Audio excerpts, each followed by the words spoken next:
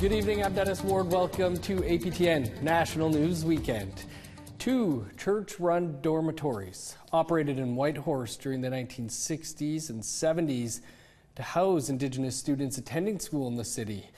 Both have long since been demolished, but searches using ground-penetrating radar have begun in an effort to locate possible unmarked graves. Sarah Connors has the details. There's not too much to see here now, but this baseball diamond in Whitehorse's Riverdale neighborhood was once the site of Cordair Hall, a former dormitory for Indigenous students who attended school in Whitehorse. Over the next 2 weeks, a small technical crew will conduct a ground search of the area, as well as the former site of Yukon Hall, another former dormitory just a few hundred yards away. It's part of a territory-wide project to search the sites of former residential schools and associated buildings for evidence of unmarked graves. It's been really heavy, and my first thought is, how are we going to support the individuals who are most affected?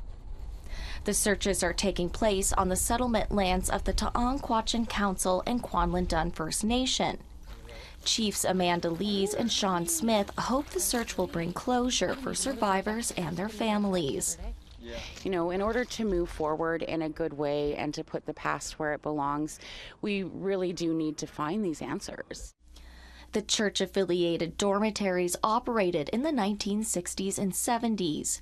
Both buildings were later demolished. In the 1990s, a former Cordair Hall employee was convicted for sexually assaulting students. For Chief Smith, the search is a way to acknowledge the past and move forward. And how we can look at those opportunities to acknowledge what happened in those schools, but as well as how we grow and how we begin our own healing. The search wraps up May 4th. It will be another few months until results are released. We just need to ensure that we're providing the answers where we need to, and we can put a little bit of closure to it. Sarah Connors, APTN National News, Whitehorse. The National Indian Residential School Crisis Line is available for survivors and others who might need support. The number is 1-866-925-4419. The BC Prosecution Office has announced that there will be no charges against 3 RCMP officers in the death of a man in 2021. APTN's Tina House has more. This doesn't end here. It's not over. It's time for Canada to stop protecting their gunmen who have been slaughtering our people for decades, centuries since contact. It's been an emotional day for Laura Holland and her supporters, as they were just informed that 3 RCMP officers will not be facing any charges in the death of her son, 38-year-old Jared Lowndes, father of 2. It has been 1,020 days that I have waited to hear what proposed charges might be, and there are none. In 2021, Jared Lowndes was boxed in by police while in a Tim Hortons drive-thru in Campbell River, BC. They were there to serve a warrant, but things quickly escalated. A police dog was sent into the vehicle, and the dog was killed by Lowndes. Police then deployed a taser, then opened fire and killed Lowndes in his vehicle.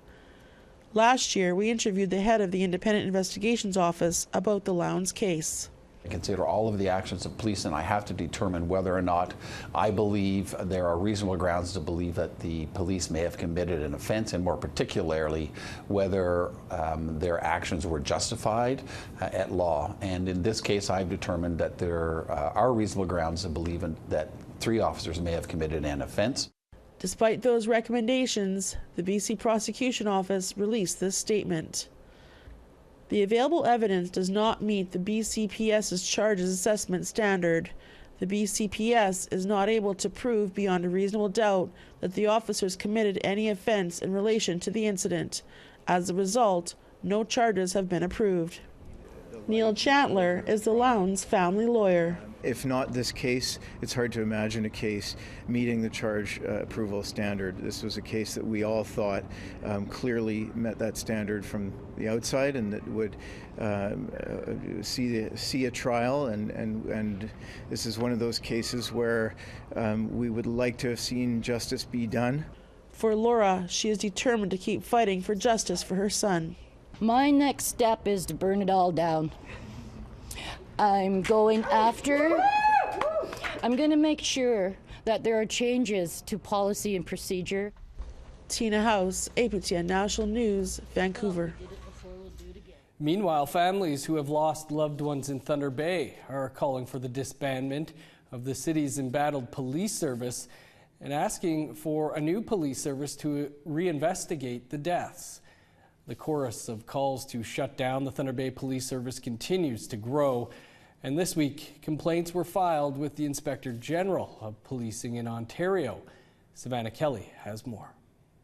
Dozens of family members and First Nations leaders held a press conference at Queen's Park in Toronto today. Family members believe the deaths of their loved ones were not credibly investigated. 14-year-old Mackenzie Munias from Niskandaga First Nation was found deceased in the water at Marina Park on December 18, 2023. 31-year-old Corey Boleski was murdered in November 2022. Of the 15 homicides in Thunder Bay that year, Boleski's is the only case where no charges have been laid. Here is some of what the family members of Munias and Boleski had to say.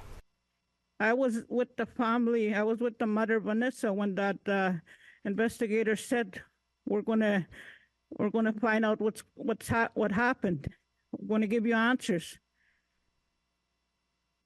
and they haven't done that. We're still waiting for answers today, and we need answers. But she was only 14 years old. She's gone. She was robbed of her life. The Thunder Bay Police need to do their jobs. They need to forget about the skin color of people. Because regardless of what, Corey meant the world to me and my family. So Corey needs to get justice as well as these other families here. For me as a mom to Corey, I will never stop. I will try to keep fighting for my son. And I will bring those people to justice. I murdered my son. Police can't do it here in Thunder Bay. Well, we'll get somebody else to do it for us. The fresh calls to disband the Thunder Bay Police Service and its board comes off the heels of charges against the former chief of police, the police service's in-house lawyer, and a staff sergeant. Lawyer Julian Faulkner is representing the families in their complaints to the Inspector General. There's very few legal avenues families can take. The one that is now being pursued is this Inspectorate of Policing. They don't have another lawsuit. There's no class action. So this is it. This complaint, this new body that the Deputy Minister, Mario Di Tommaso, told Nan Chiefs publicly was the place to go, now has the responsibility to do the right thing, create options for these families outside of the Thunder Bay Police Service, and remove what is a proxy for a police service. Now, in a statement, the Inspector General of Policing said he is reviewing the complaints carefully. The statement says he is committed to ensuring adequate and effective policing is delivered to Thunder Bay and its diverse communities.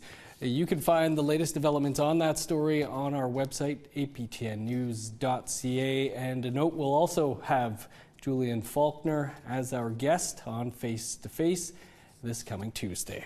Time for a quick break. Still to come, a review of the NWT flood of 2022. Stick around.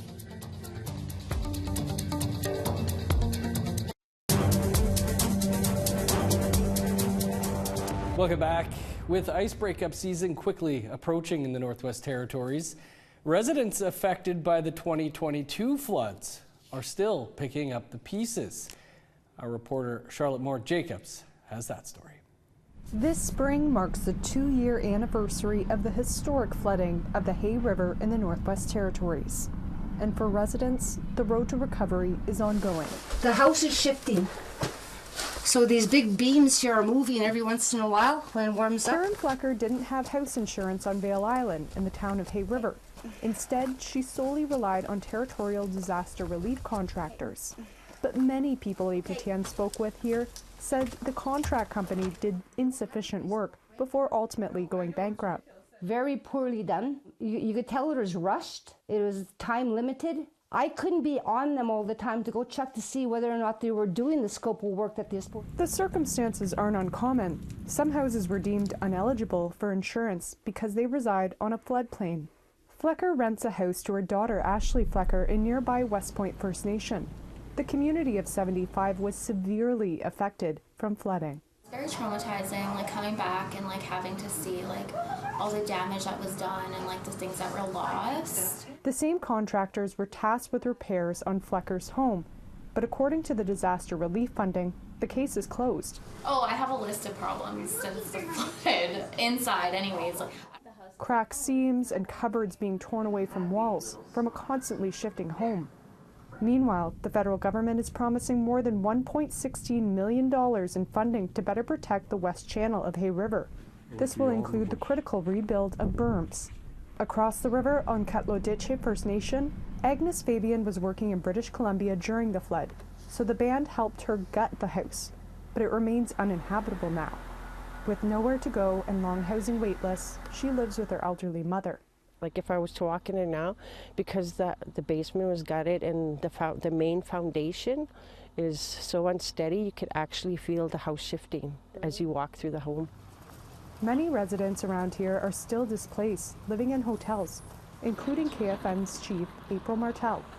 She says while the reserve deals with Canada directly, they were originally receiving disaster relief funding from the territorial government, but it's complicated. I told Canada and I explained to GNWT, I'm like, you know, our people have been living in these homes for so long that, you know, and you didn't properly assess the homes. Like the GNWT got a third party to do the assessment of our homes on KFN and it wasn't properly assessed. She said the GNWT's third-party contractors didn't work out for the 60 houses damaged from the flood. But there is progress. The band has taken back control of renovations and repairs with a new builder. Pads are being laid and new houses are going up to replace those lost from flooding and the 2023 wildfires on KFN. It's really good to see them like arriving in the community internally. Like there's a lot of work to make sure that before they move in, they have their furniture, they have their washers and dryers, they have their, they have a kit, and when they get home, then we have to bring like mental awareness and bring somebody in there to talk to them. And territorial after-action reviews for the Decho flood of 2021 and the South Slave flood of 2022 take up to 2 years to complete. The government says they are currently seeking feedback on recovery from the Hay River flood for a report to be released this fall. We've noticed that the public needs a bit more clarity on what an evacuation notice means and what they should be doing when there's a notice issued. Likewise for the alert and the order as well. Charlotte Mort-Jacobs, APTN National News, Yellowknife. The solution to revitalizing Indigenous languages could be a digital one. Over the last few years, researchers at the National Research Council developed technology to assist educators in revitalizing languages in their communities. APTN's Maricela Amador spoke with the NRC to learn more about the project and what the future holds. For many communities, revitalizing their language is of the utmost importance. Brian Maracle is the project director of a Mohawk immersion program in 6 nations. He was one of the first educators to collaborate with the National Research Council, or NRC, on the Indigenous Languages Technology Project. They just called us out of the blue one day to ask if there was something that they could do that would be of a help to us, that would be in the field of digitizing the language. And so I said yes. Maracle had the perfect tool in mind. To create a digital verb generator, something that would take all the components of the language and allow a computer to put together all of those elements to create verbal descriptions. He explained that due to the complexity of the Mohawk language, a resource was needed that would enable students to generate verbs and form basic sentences. We started working on it and produced this app called Gawanunis, which translates to "it makes words." Although there are limitations to the software and enhancements are necessary, Marco said the app has been very helpful for students. It's speech generation for Indigenous language education. Dr. Roland Kuhn is heading the project at the NRC. We talk to teachers particularly, and sometimes we can agree on a way we can write software that will help them and help their students. And all our projects have worked that way. Through the project, the NRC and its partners have developed speech and text-based technologies that contribute to language revitalization. We set out the principle that none of the language data we work with will ever belong to anyone other than the community itself. But we have to be very careful never to come across as, we're saving the languages. We're not. The educators are saving the language. We're just trying to help them when we can. Currently, there are 6 feature projects at various stages of development, but funding is always an issue. You can see that most of them are from Canada. Dr. Kuhn hopes the project continues for years to come. Our goal would be to help people in the communities who know the language, each language well, to be able to build their own interactive grammars. Heather Suter is an educator from Camperville, Manitoba. She worked with the NRC on a Mishib digital talking dictionary and an online language course. We've been able to move things forward and make improvements to the dictionary, for example, that we first started with. And we still have work that we need to do in the course. We haven't done too much on the course to revise it, but that's something that's in our sights. And just like Maracle, Suter said that the tools have helped language learners immensely. The work of language revitalization is enhanced by these digital tools, but it's still the people, it's still the community that do the work and have to do the work. Although this new technology is helping, learning a language takes time and effort. There is no substitute, nothing better than a student sitting face-to-face with a speaker, an instructor. Maricela Amador, APTN National News, Montreal. 10 new police officers who will serve First Nations in Manitoba were sworn in this week. We'll take you to the ceremony after the break.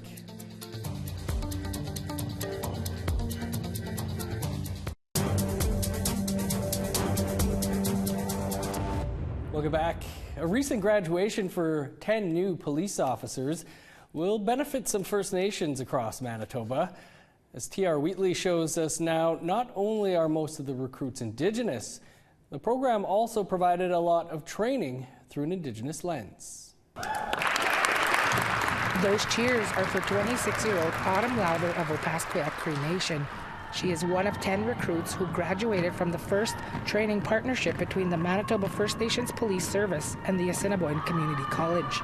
It was really physically demanding, really mentally challenging. The reason why I wanted to be a police officer because I was very community orientated and I'm very involved with the homeless. Police Chief Doug Paulson says that community drive is essential within the MFNPS. He calls this 6-month program unique. We injected a lot of cultural pieces into it and a lot of community connection. Maxim Bolio.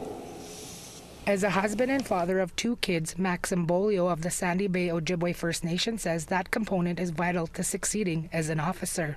I've seen the struggles that my people I grew up with face, and I can get on their level.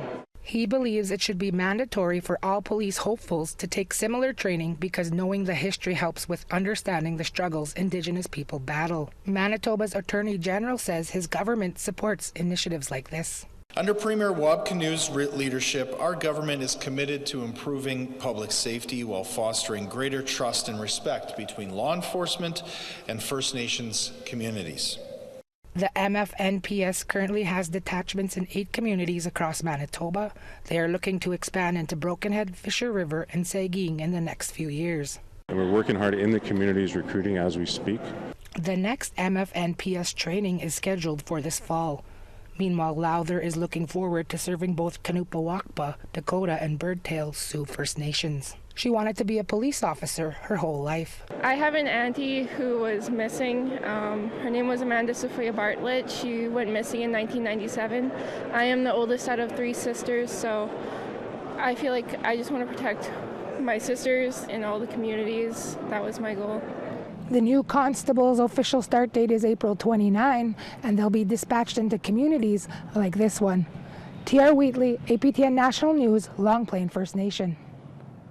Thanks, TR. A comedic play about Métis settler family dynamics is premiering in Winnipeg this week. Reporter Sierra Bettens caught up with the playwrights ahead of the show.